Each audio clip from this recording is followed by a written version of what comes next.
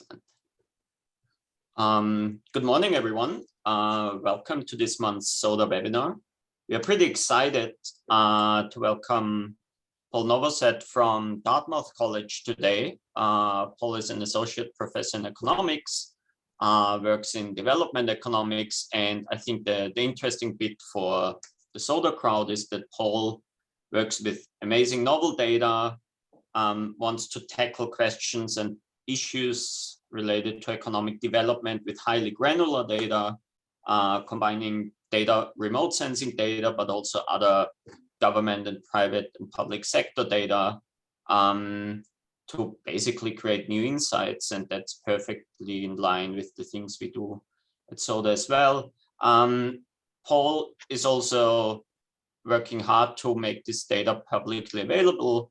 So he's the founder of the Development Data Lab and also the Shrug platform, which basically provides this very high resolution data on economic development for India. So I guess some of you have already used it.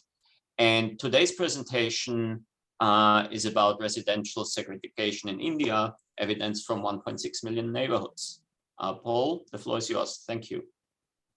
Cool. Thank you so much for having me here. Excited to present and get some feedback from you guys. So this is I'm going to be talking mostly about this paper, but I tried to put in a few extra slides on kind of what we're doing data-wise. I know that's of interest to this crowd. So this is the segregation paper's joint work with a pile of co-authors: Anjali Adukia from Chicago, Sam, who's now moving to London. Kritarth works with us in Delhi with Dev Data Lab, and then Brandon Tan. Gosh, all these affiliations are out of date. He's been at the IMF for like 3 years, so I'm way out of date on affiliations. But lots of co-authors.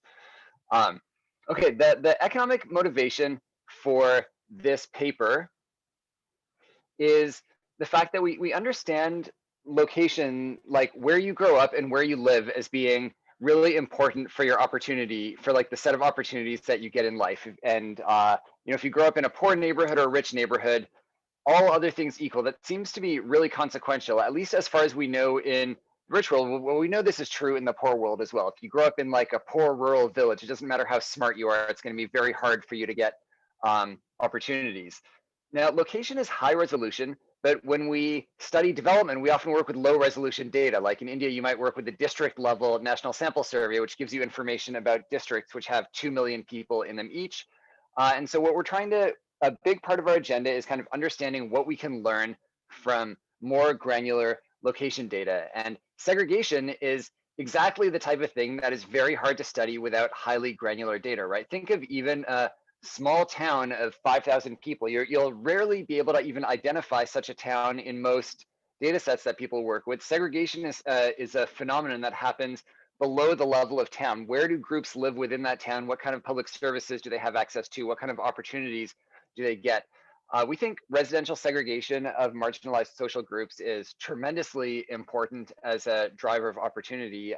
The US is where this literature is most pronounced, and we think the segregation of Blacks in the US has been tremendously consequential. And there's just very little data on this in developing countries, and particularly in India, where the social cleavages between upper castes and lower castes, or between Hindus and Muslims, are arguably of a comparable magnitude to those between whites and Blacks. So the goal of this paper is to basically document the extent of segregation, focusing on scheduled castes and Muslims, and then to try to, so part one is kind of descriptive data on just how segregated are these groups, what does the distribution of segregation look like? And number two is to try to get at the question of, does segregation have consequences? Now, we're not going to be able to make really defensible causal statements on that. All that we're going to be able to show you is kind of the correlations between segregation and group access to public services and group outcomes. So a preview of what we find that Muslims and scheduled castes are highly segregated in both urban and rural India. And if you want to put numbers on it, it's hard to compare across contexts with different densities, different settlement patterns, but kind of to the best we can measure, scheduled caste segregation is comparable to that of US Blacks, which is to say they're very segregated in both rural and urban areas. And Well, the presentation will say that Muslims are slightly less segregated, but I now have cause to doubt that result. That's something that we're kind of still thinking about. So I'll talk to you exactly on. It kind of depends which measure you use. We find that segregated cities are poorer for all groups. We don't know if this is a cause of segregation or if this is an effect of segregation. Our most striking result is that marginalized group share at the local neighborhood level strongly predicts very poor access to public services. And I'll talk a little more about why we think this is important, but the way we think of the contribution of our research is we're basically using a granularity of the data that even government officials don't have. So you can look at a city and say, oh, cities with a lot of Muslims have the same amount of public schools as cities without a lot of Muslims, so everything is fine. We actually find that all the inequalities arise when you get to the neighborhood level, where few have been able to look before. Within those cities, none of the secondary schools are located in Muslim neighborhoods. And finally, we find that kids growing up in marginalized group neighborhoods have worse educational outcomes after controlling for parent education, consumption, and social group. This is the closest we can get to causal reasoning, and we can debate whether we think this story is likely to be causal or driven by selection. The big concern is that people who are going to have poor outcomes anyway are locating in the poorest neighborhoods in a city, and so you can't say that their poor outcomes are strictly driven by neighborhood. And we're trying to get at that idea. So for those who are not as familiar with India, India is really very socially divided and has many groups who have unequal or perceived unequal access to economic and government resources. And the most notable of these are the scheduled castes, who represent 17% of the population now, and are really most of the Indian economic research around inequality kind of focuses on scheduled castes as the group at the bottom of the caste hierarchy, who have been marginalized for centuries, but also have been targeted by a lot of affirmative action policies over the last 75 years. And since independence, there's really been a movement by the Indian government to close the opportunity gaps between scheduled castes and non-scheduled castes. And there's kind of much debate over whether this has been successful. Certainly there has been a lot of talk about it. I shouldn't say that every government has necessarily valued this as much as they would have claimed to. Muslims are less studied in most of the economic literature on marginalization in India, but they represent a similar population share to scheduled castes. Economically, they're slightly less worse off than scheduled castes, but their position seems to be deteriorating, particularly in terms of education. And this is a group that's almost totally politically disenfranchised. They have very few representatives in the major political parties, very few representatives in government, and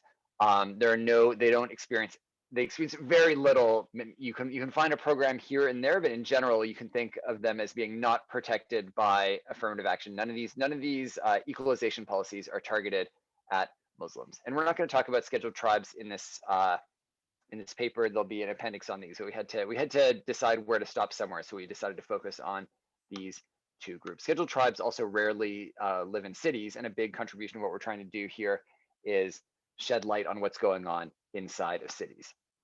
Hey, a little bit more context. This is from a different paper of ours on upward mobility. And you can see historically from like the 1950s birth cohort, this is the expected socioeconomic rank of a child born at the 25th percentile. You can see this big opportunity gap between forward castes and other groups. And you can see from the 1950s to the 1980s birth cohorts, scheduled castes have closed about half the gap with forward castes, and Muslims, if anything, have gone in reverse. So these are the two groups that we're kind of interested in studying, and we're interested in understanding how location contributes to both static and dynamic inequality across these groups. Of course, segregation isn't an unparalleled bad. In fact, a lot of groups choose to live together. Muslims increasingly, it has been argued by many, are choosing to live together in order to have safety from violence by other groups, right? So if you fear riots, which you would have communal riots, as you would have reason to living in India, then it makes sense to form neighborhoods with a lot of people like you who can help protect you when violence comes. And there's some evidence that if groups are discriminated against by dominant groups, then maybe they would prefer to form their own institutions and public services that aren't discriminating against them. So the effects could go both ways. Of course, when you have a lot of segregation, you lose access to job networks, you lose access to peer effects from higher status groups, and it facilitates discrimination of the state. The more that groups are concentrated, the easier it is to target public services away from those groups. Is there a question? No, I don't think so, but I briefly jump in. In India, sorry, my lack of knowledge, but the segregation, I mean, apart from the voluntary part of, grouping together, is there evidence that there has been historically a state organized segregation within villages? So example, with the castes, I mean, the caste system has been around for, ever, that simply historically some areas were simply dedicated for this caste, and the same thing with Muslims. Yeah, so I'm not aware of programs on the scale of like redlining in the United States, which like literally chose neighborhoods where people couldn't get bank loans based on the color of their skin. But I think segregation in India occurs primarily through the form of social norms. Also at the individual level, you will find like it is not abnormal to find a landlord who will refuse to rent a house to a Muslim or to a lower caste. Like this is very, very ubiquitous. It's not a rare experience. It's not even frowned upon. It's like, of course, this is an upper caste neighborhood. We're not gonna let a Muslim live in this neighborhood, right? And villages are the same. Like there's just not a free mixing of lower caste between upper caste. Because the rules of untouchability are such that like you need to maintain distance in order to hold to these social norms. So historically, they're very strong, I would say, social norm-based forces against mixing. And to some extent, what we're trying to understand is whether these historical rural inequalities are being reproduced in cities, which people have said, oh, Indian cities, even Indian slums, are like these centers of dynamism and creative destruction, and anything goes, and people are abandoning their castes. And well, one of the things we're finding is that actually residential segregation in cities doesn't look different at all from that in villages. So these patterns are being reproduced. Okay, I'm going to skip the context and trust that everyone kind of buys that segregation is important in other contexts and is kind of recognized as a major social issue in the US with kind of 100-year consequences of historical decisions around segregation. There's really a lot less evidence on either the extent of segregation or the consequences of segregation in developing countries, in part because you need good data. You need high resolution microdata with multiple groups and characteristics about how they're doing across many cities. And there's just been little data to do this. There's been a lot of qualitative literature on Muslim ghettos in particular and the economic disadvantages that they face. So this is kind of the work that we're feeding into. The vast majority of the work here is done by anthropologists and sociologists, with just a little bit of recent work using data like ours by a team, some teams of anthropologists and sociologists that are kind of starting to document these trends as well. And just to put in context, India is really quite different from, I would guess, Australia and certainly the United States in the sense to which people are willing to give voice to communal sentiments. So if you just look at this bottom summary statistic from a Pew survey, it's the share of Indian adults who say they would not be willing to accept like someone from at least one person from some other religion as a neighbor. So 45% of Hindus would be very upset to have, or would be upset to have like someone from one of these groups as a neighbor. And this is just a sentiment that people are happy to express. So that's the context that we're working in. You shouldn't be surprised to find residential segregation taking place here. And all groups, nearly all groups, have kind of plurality opposition to religious intermarriage. So communal lines are quite distinctly drawn throughout Indian society. So the type of data needs that we're going to need to study this are pretty intense. As is the nature of most of our work, we're kind of being opportunistic about large-scale administrative data sources that the government has happened to collect. We don't have like a custom national survey asking exactly the questions we want about segregation. Instead, we find data that government has collected incidentally while working on other purposes, and then we can answer some interesting questions, and then we remain in the dark on others. So the key geography that we're going to be talking about in this paper is called an enumeration block. This is a walkable space of about 100 to 125 households, and this is an administrative unit used for convenience when doing a survey. So you're a survey enumerator, you're going to be given an enumeration block to work on. Your job for today or for the next 2 days is to survey all the households in your enumeration blocks. This is convenient because it means these neighborhoods are going to be fairly self-contained, and then they're just recorded as identifiers in the survey data, and they're not really used for anything, but the identifiers stay there across multiple Indian data sets, which then allows you to link population census data to asset census data to economic census data, and let you kind of understand what's going on at the neighborhood level, even though this isn't what these surveys were explicitly designed to do. So we're using the socioeconomic and caste census. This is an asset census of all Indians, designed to basically identify who is poor so that they can be targeted with social programs. And so this asks basic things like roof material, wall material, number of rooms in your house. These are all surveys that went to every single household. So the questionnaire is very short, right? It's like a 20 item questionnaire. These aren't 3-hour surveys because you can't have a 3-hour survey of every person in India. The economic census is an enumeration of firms, and I'll talk about how we're doing this, what we're doing with this. This is kind of one of the areas where we got lucky. The enumeration of firms collects information on public and private facilities. So we can find out the locations of schools, hospitals, and health clinics using this firm survey. There's no other way to get these at the neighborhood level. And then we have some information from the standard population censuses. Backdrop to all of this, as Paul mentioned in the introduction, is the Shrug. Sounds like some people here may have heard of this.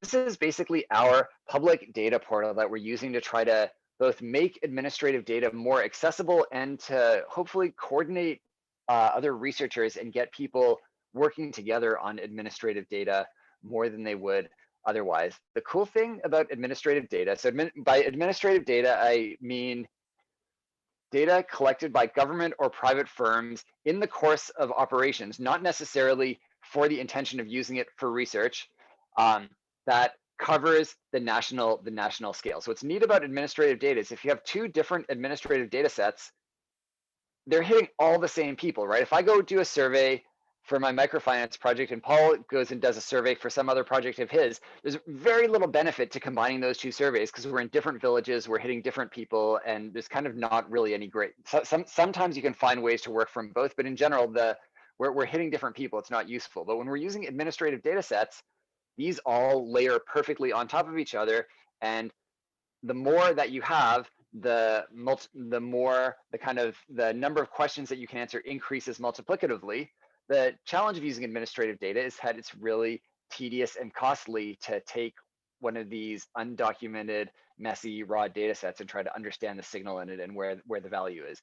So what we're doing with the Shrug is creating a backbone for administrative data that basically makes it easier for people to connect whatever administrative data they're working with to the Shrug to get access to all these other dimensions of work that we are doing, like the socioeconomic census or the economic census.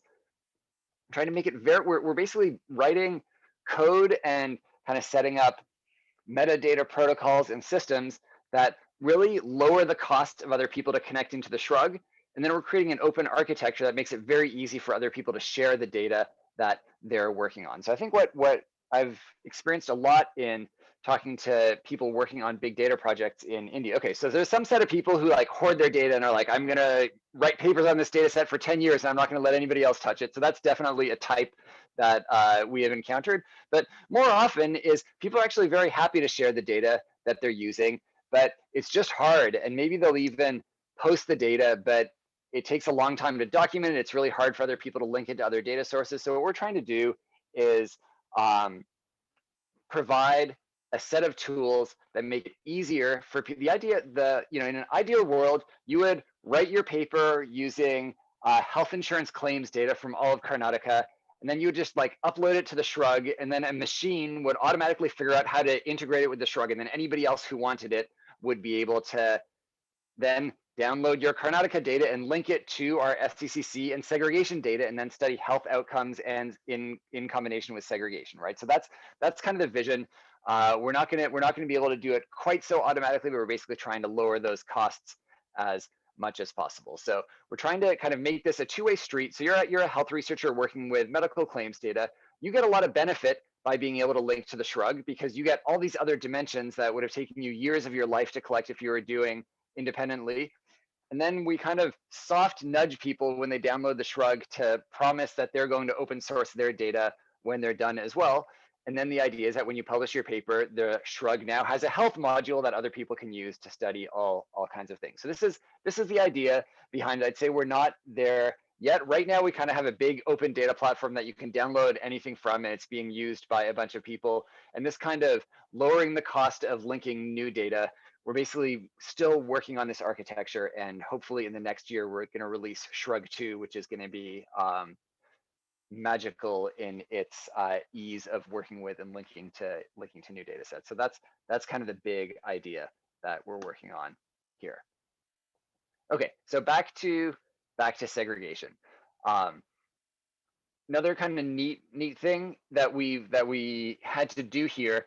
The SCCC, which is our main source of caste data, records whether people are in a scheduled caste community. It doesn't record whether they are Muslim. In fact, a lot of Indian surveys don't record religion, but the SCCC has people's names on it. This is kind of the nature of administrative data, because it's used internally. It often appears with individual names, and this is all data, I should add, that is posted publicly and that we've downloaded from public websites. So we're not releasing people's names either. There's a lot of privacy concerns with how names and national IDs are used in India, and we are using some of these names as well. I can assure you that anything we are doing is like very far from the frontier of what you should be worried about in terms of privacy. But what's neat is that we have these names.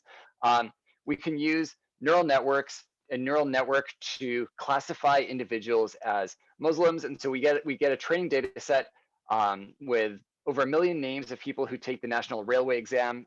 These are exams that basically give you access to highly desirable railway jobs. There are millions of people who take this across the country, and that data has their religion.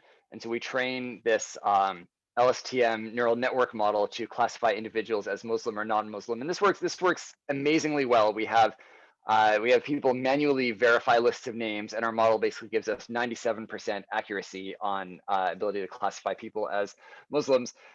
We would ideally like to be able to use this to classify people in subcaste groups, and that's just a lot harder. Names that works in some places for some names.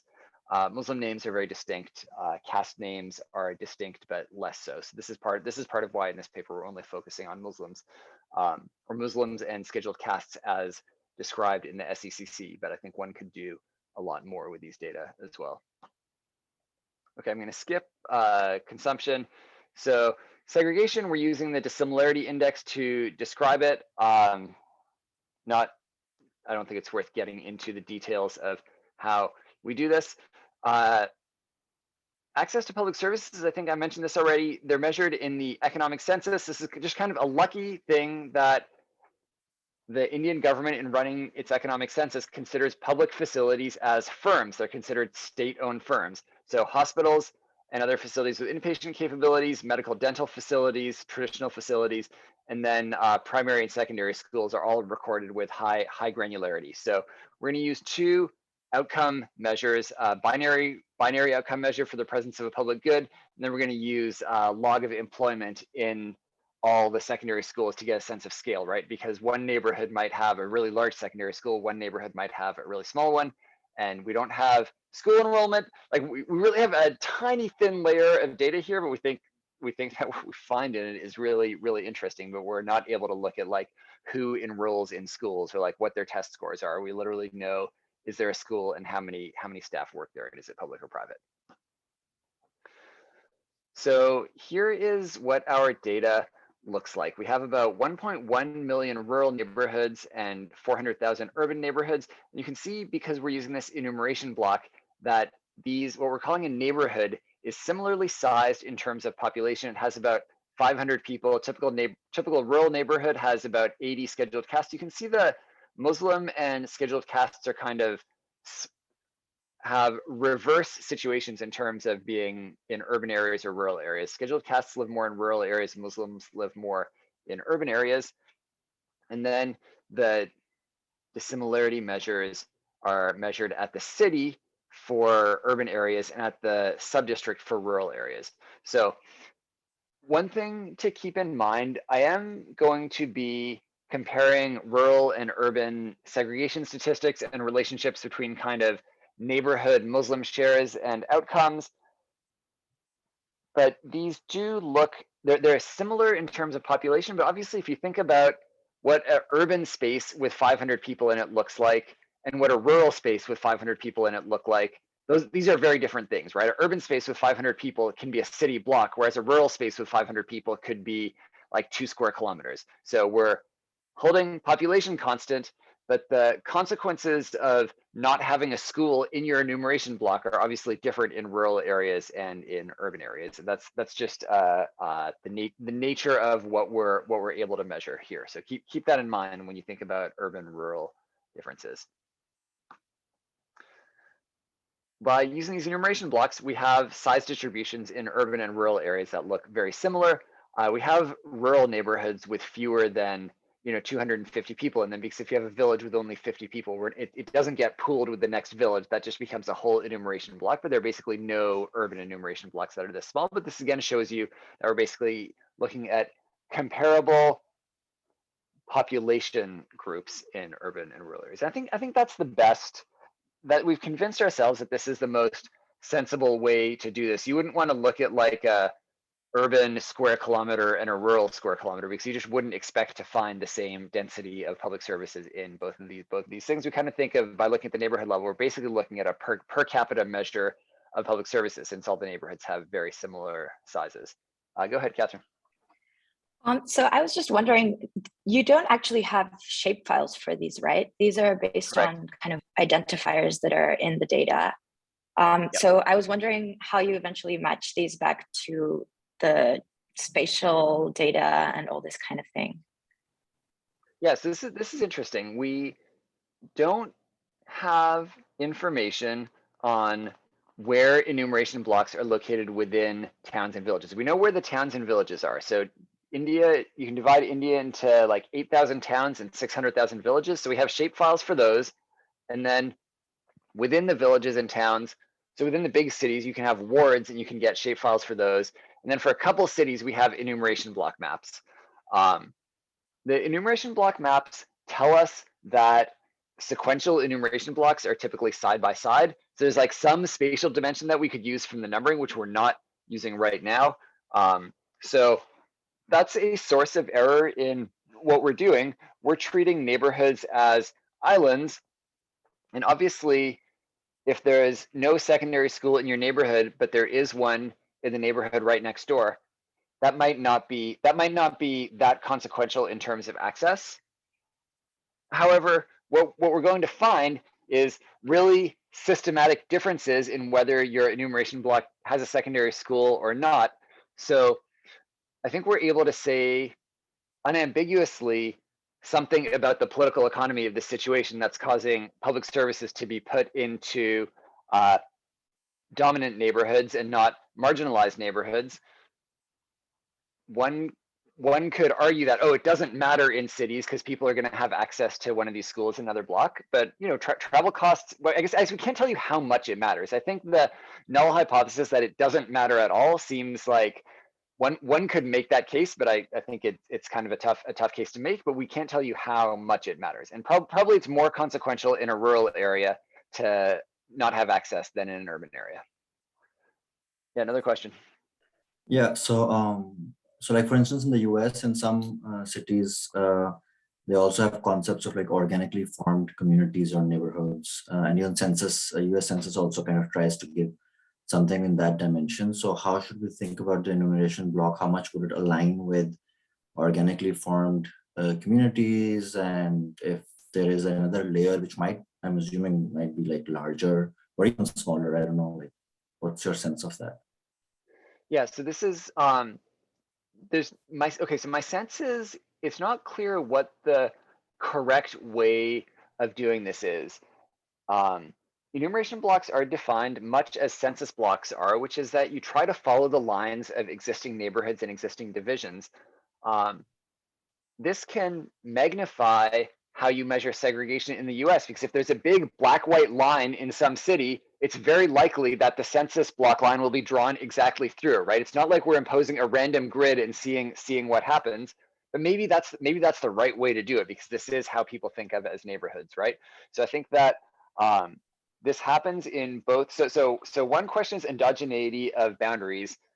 I think the boundaries are correctly drawn in terms of like where people, if there's two neighborhoods that are like divided by a river or something, they will certainly not be in the same, they will certainly not be in the same enumeration block. Our enumeration blocks are so small though that like nobody stays in their enumeration block, right? Like 500 in urban areas, 500 people or 100 households, you surely have like a wider daily network. Like just going to the fruit cellar, you're going to cross a couple of enumeration blocks, or at least one.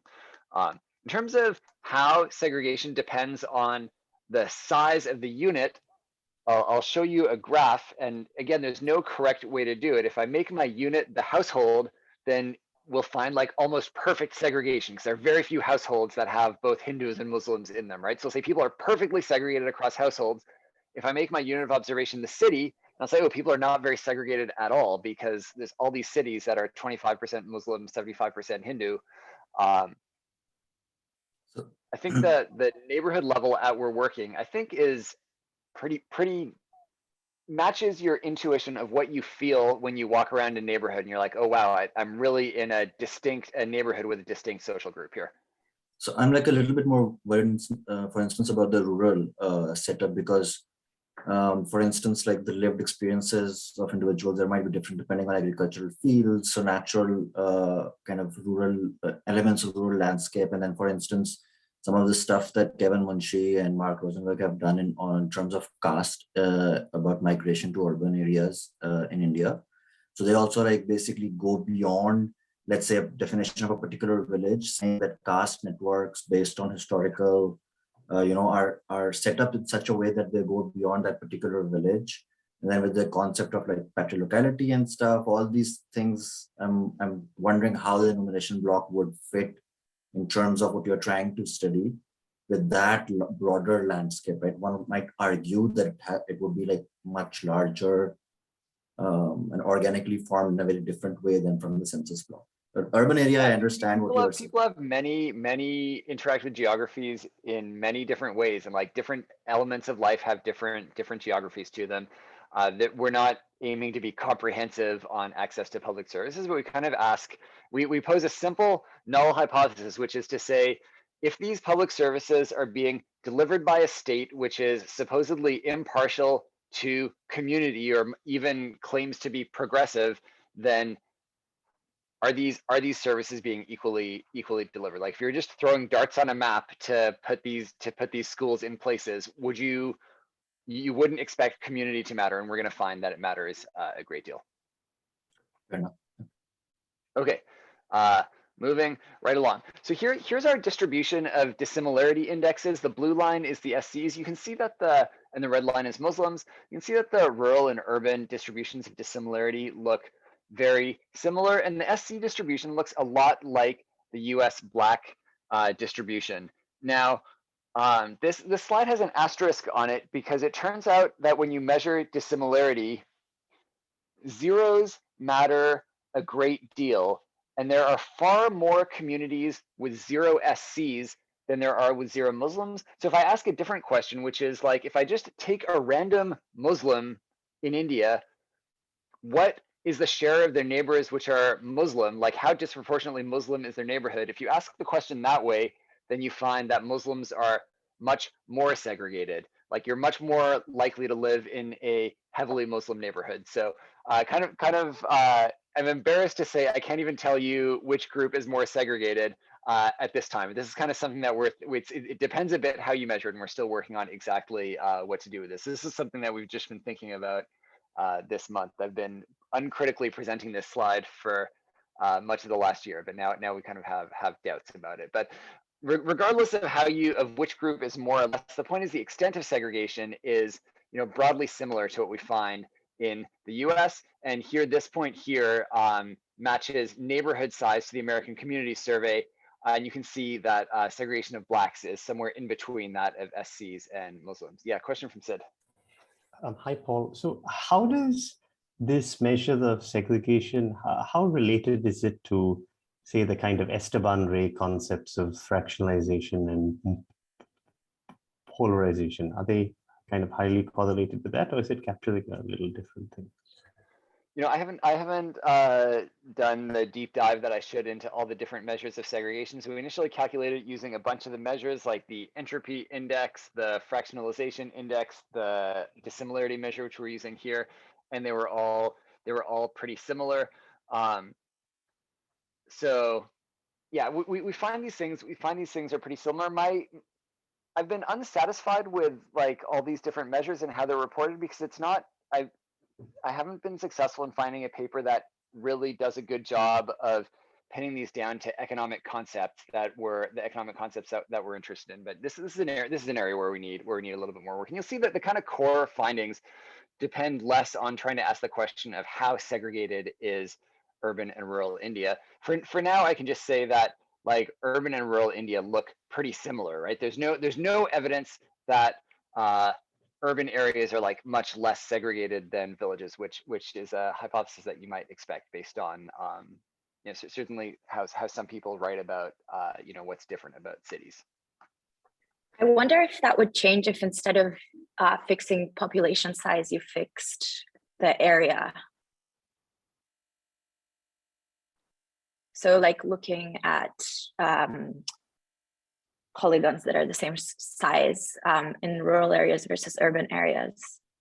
So I think if you did that, you would be very likely to find that rural areas are more segregated, just because if you take an area the size of a village in areas where villages are like the median village, that would comprise like 100,000 people in a city somewhere. So that's kind of larger than the scale of the neighborhood. But I'm not sure that's I wouldn't want to take an area like a ward in a city and say, oh, segregation is low because this ward is mixed. Because when you look at the patterns of how people settle within that ward, you'll find a lot of differences.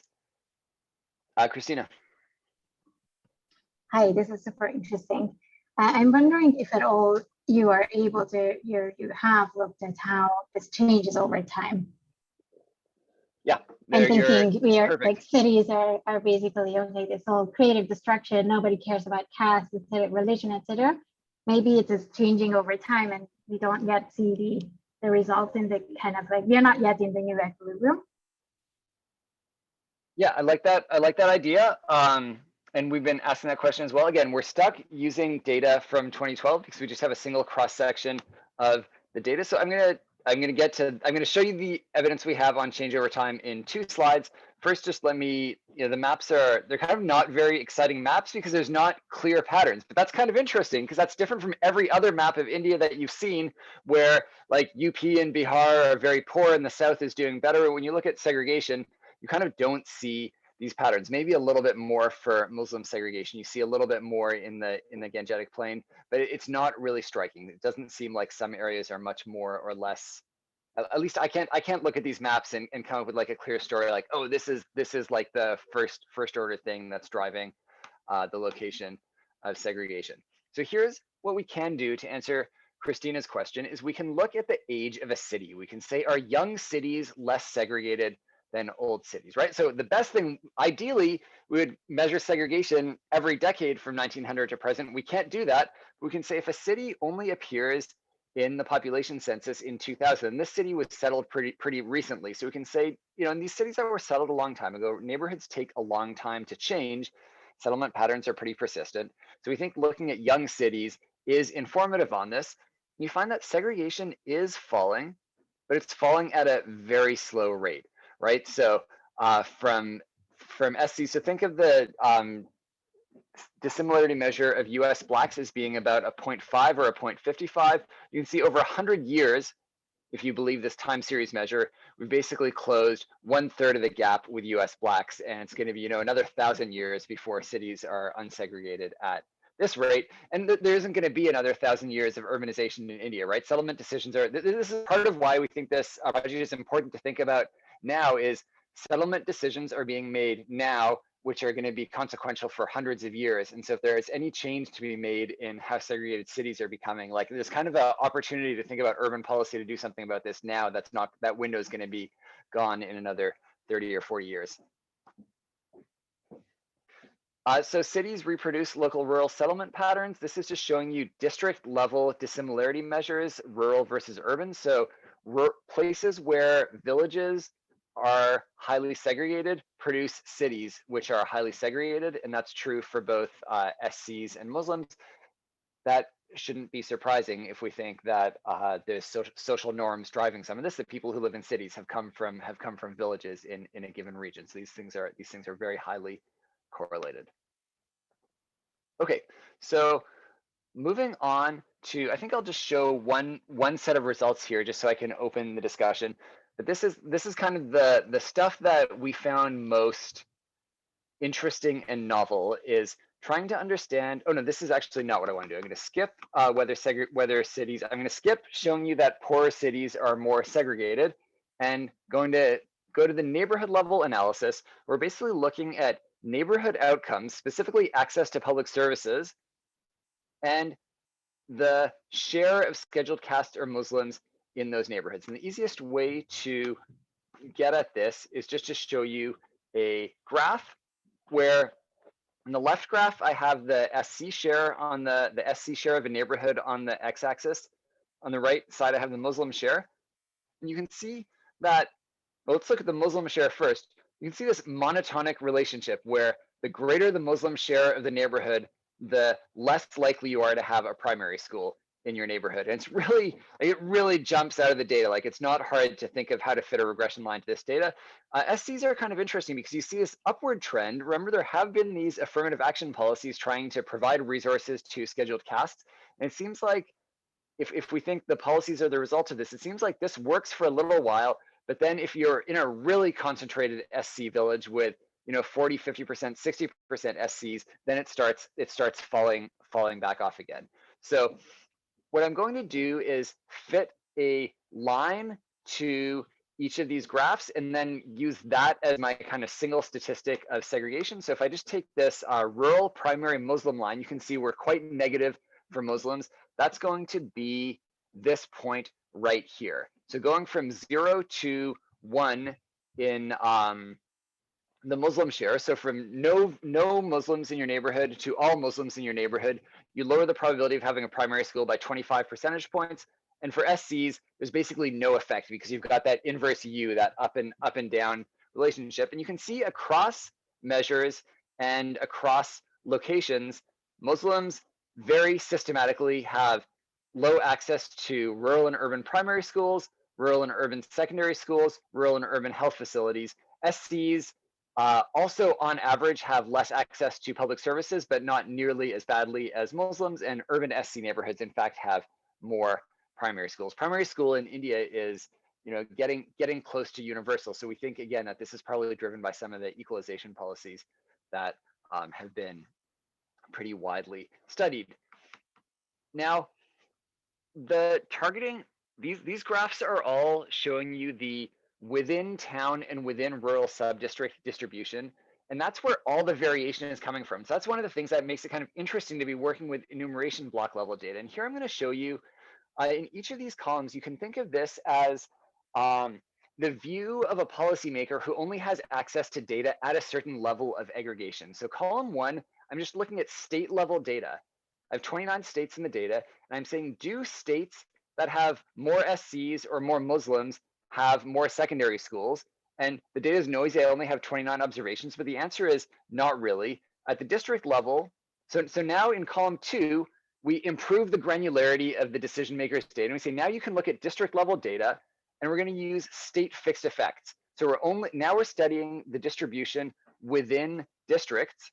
And again, you see nothing for SCs, and you start to see something negative for Muslims. And as we go into tighter and tighter, kind of narrower and narrower geographies, you can see it's only when you get to the neighborhood level that the SC discrimination really stands out. And like, look at this T statistic, T statistic of 8 on this number, like just tremendous relationship between access to secondary schools and the SC share and the Muslim share, but it's all driven by this final local decision, right? If I'm looking at the village level, I'd say, look, SC villages don't have any worse access to secondary schools than non-SC villages. So there's like no state discrimination to worry about, but you're looking at the wrong level. So for villages that have like 3,000 people, your neighborhood could be quite far from where the secondary school is. And we can see this local decision making puts all the resources away from SC and Muslim neighborhoods.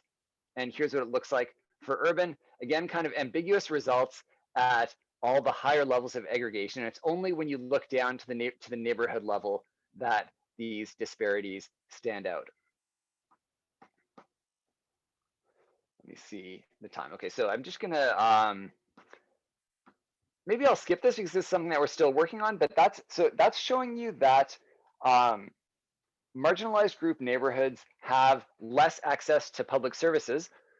Obviously, what we care about is not access to is there a school in your neighborhood, but do you have access to opportunity? Can you go to a school or a health clinic in another neighborhood? Are you doing okay?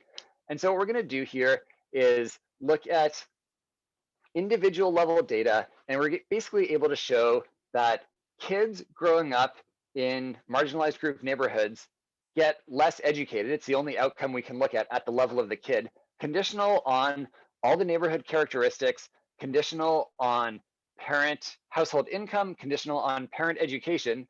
And the kind of striking, you're still always going to be worried, like maybe there's some unobserved selection where these kids were going to be poor anyway, and now they're living in the ghetto because that's the only place where their poor parents were able to find housing. So the kind of interesting statistic that we have here, we're not entirely sure what to make of it, but the own group share seems to matter a lot. So everyone does worse living in Muslim neighborhoods. They tend to be a little bit poorer, but Muslim kids do much worse. So there's something going on about the in-group network that, like the being in a neighborhood, being in a isolated neighborhood is particularly bad for members of that group. So I'm going to skip the graphs because these are neighborhood level regressions, and we've just gotten to individual level regressions, which is what we really want to do here, but I don't have these in the presentation yet. And let me just jump to the conclusion to leave a bit of time discussing. So we find that rural segregation, which I guess you would expect to find given India's history, is largely replicated in urban areas for both SCs and Muslims. And we find that Muslim neighborhoods fare by far the worst, well, out of SCs, Muslims, and non-Muslims in terms of provision of public facilities and in terms of consumption and educational attainment. And we find that these patterns of, we can't look at patterns of access to public goods over time, but we can look at, we can get this proxy for time, for the time dimension by looking at older versus younger cities. And it seems like these segregation patterns are not changing very quickly. Obviously, the holy grail in this literature is understanding, what is a cause of segregation and what is a consequence of segregation. Both questions are interesting, right? Why are Muslims more segregated? What are the factors that cause Muslims to be more segregated? And then how consequential is segregation for a whole range of outcomes? And our data are our results so far are, I think, suggestive that people are doing worse in these segregated neighborhoods, and access to public services may play a role. But that's really kind of the next where we think the next most important questions are to be asking, and we're working on opening the neighborhood data from this project to kind of let everyone else take a shake at understanding what's going on here a little more. So I'm gonna kill the screen share. Thanks everyone for the questions, and happy to chat about this for as long as people want to hang around. Wonderful. Thank you very much, Paul. So I think in the chat we had a few questions or comments. Reese, do you want to start? Sure.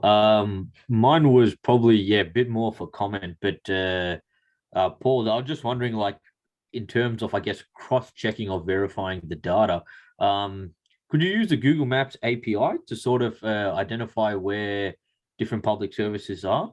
Because I was sort of thinking, like, you said you didn't have this as a spatial layer or a shapefile, but I was thinking if you, just use a Google Maps API, maybe look at the points of interest or places of interest, you might be able to sort of extract out, enough data to be quite a quality piece or quite a useful piece of data, and it'd be in a spatial layer as well. Yeah, that I like the idea. I've never used these data before, so I don't know what the coverage is like. I'm definitely curious about it. I'm interested to see it, to study spatial distribution of things like schools and clinics, but the API data is not going to give us Muslim shares, which we can't put a location on within city, though we can do it for some cities. So I guess what we could do is, the handful of cities where we have the enumeration block maps, like Ahmedabad, Delhi, and Mumbai, we could probably do something like that. In fact, I bet you could identify Muslim neighborhoods based on names of businesses, which would be kind of interesting in data like that. So yeah, I like the idea. Super interesting. Thank you. Sorry, Susan. Hi, Paul. This is a very interesting presentation. So thanks so much. And I'm just wondering that, because I work a lot with the spatial data, and I'm mainly in Indonesia. And then for those who work Indonesia data, that all the time the Indonesian government, there's been a significant amount of that change in the administrative unit. So I'm just wondering that whether that is the same thing happening for the India as well. And then, yeah. Yeah, I mean, changing administrative units are a nightmare for people who work with administrative data, and we just spent inordinate amount of time dealing with like new district boundaries every 6 months. We're trying to make it easier with Strike. It doesn't matter too much for this project because everything that we're using comes from like a really narrow period. This is all cross-sectional data from 2011 to 2013. But yeah, it's kind of a persistent problem that we don't wish we had a better solution to how to deal with problems like that. Obviously using grid data is one solution, but it's kind of not how it arrives. So yeah, it's a pain. I don't think it's super important as a source of bias in the current paper, but yeah, I don't know. Thank you. Omer and then Kong. Thanks, Paul. So just to probe a little bit of your last couple of slides about Muslim kids doing worse in these MG neighborhoods, are there outside options in India for Muslim kids in terms of religious seminary enrollment in Quran schools and something like that, which can, because you're just looking at government provided secondary or primary schools, right? Could that explain potentially Muslim kids being, caught by the religious seminary network, because that's a big deal in Pakistan? So we do observe private schools. So to the extent that this is like the main school that they're going to, we still capture whether it's a private school. We did look at whether private provision was like more equally distributed than public provision, right? Like, do private schools move in where public schools are failing to be placed? And we kind of found neither here nor there, which is why it's not in the presentation. It's kind of like ambiguous results. My sense in India is that the idea of like the madrasa as an explanation for low Muslim education doesn't fit the numbers. It's like a really tiny minority of kids. Like a lot of Muslim kids might have some kind of religious education, but it's not replacing. They're not doing that as the like main source of schooling. The number is like, I mean, I don't know what it is in 2022, but 5 years ago when we were looking at this, it was like 3% of Muslim kids or something. So it wasn't like a major factor, even though I feel like it's a factor that takes up way more space in the public consciousness than actually matters for what families are choosing. Yeah, no, I didn't know about India, but like from Pakistan's experience, it ends up being a bit of an explanation for some of these things, especially like in more conservative areas. So that's why I was wondering. Yeah, fair. Thank you. Kong? Thank you very much. Thank you, Paul, for a very nice presentation. Sorry if I missed something, but it seemed to me that you didn't. Sorry, Kong, could you put your microphone closer to it? Thank you. So sorry if I missed something, but it seemed to me that you didn't use any spatial model in your estimation, right? Because it has, the data has something to do with the, spatial distribution, everything. But econometrically speaking, you didn't use any spatial econometric method, right? Yeah, so there's some spatial component which we can measure with noise by using the block numbers, which we could do, right? So if two enumeration blocks are sequential, then we know they're very likely to be side by side. So we could do something where we look at proximity to schools to supplement, like we just use this kind of dumb binary measure of like, is there a school literally in your neighborhood? And there's probably, like you'd have to model the error from like the way enumeration blocks map onto locations, because like the sequential enumeration blocks would basically model each city as a horizontal line, right? So like the data lets us can be represented as like a hoteling model or something, but that's obviously not how people actually live. So we have proxies for distance, which are imperfect, and yeah, we haven't done anything formal about it. My intuition is, I guess I'm less worried about ignoring the spatial component.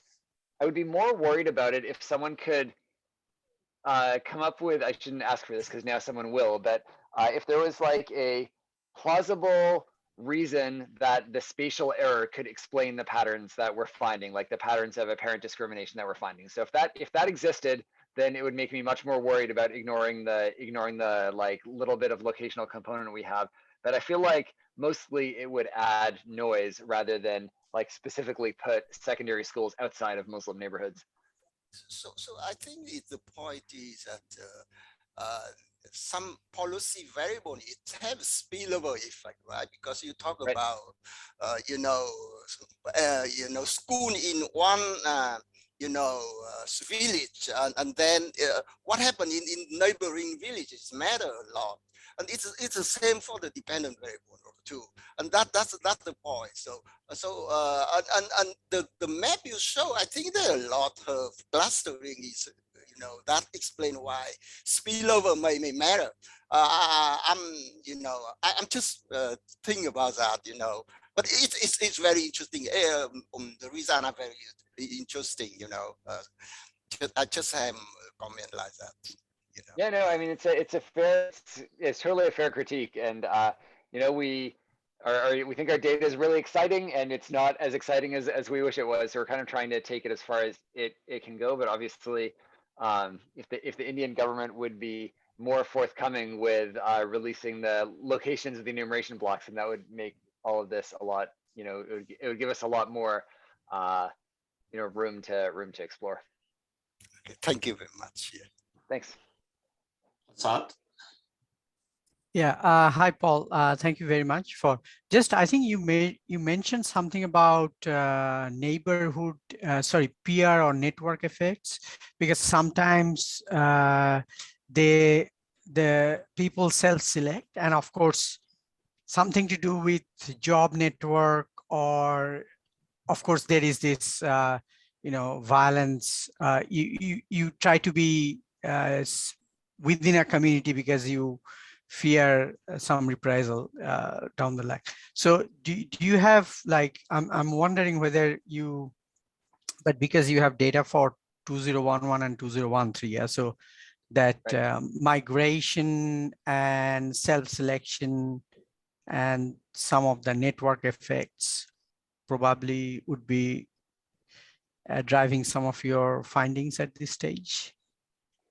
Yeah, so I think that we've been thinking a lot about what kind of data you would need to better understand, and the heart of our mobility is also our mobility work is also this question. We find that some neighborhoods are very low mobility, but is it like a causal effect, or is it because people who are coming from rural areas who would have had low mobility anywhere moving into those neighborhoods?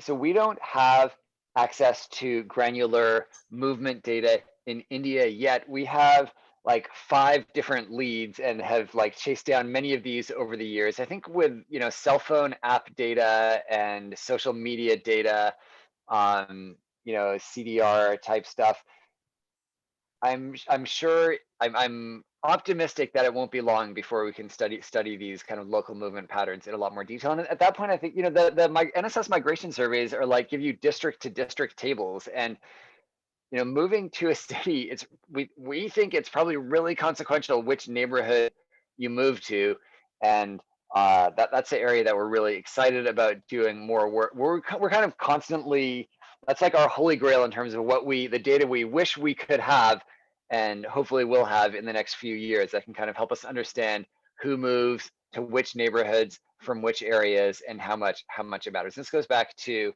I think it was Amira's comment about the caste networks as well. And I think that you'll find, what one would expect those to be very concentrated, where people from some caste in some village probably disproportionately move into some particular neighborhood, and that, there's good reason to think that affects the networks and job opportunities that you get access to. Thank you. All right, we are right in time. Are there any other questions? Super. Paul, I made a list of things. I will send you an email with questions. Apart from that, well, everyone, please say thank you again for Paul to presenting his, super exciting and I think important work. Please, everyone, if you work on Indian data, use Shrug and contribute to Shrug. I think that's an amazing initiative, and something we should all kind of aspire to follow. And other than that, I see you hopefully next month. We will announce our next speaker soon. Thank you very much. Thanks so much, you guys. I really enjoyed getting the chance to talk to you and appreciate the great engagement and questions.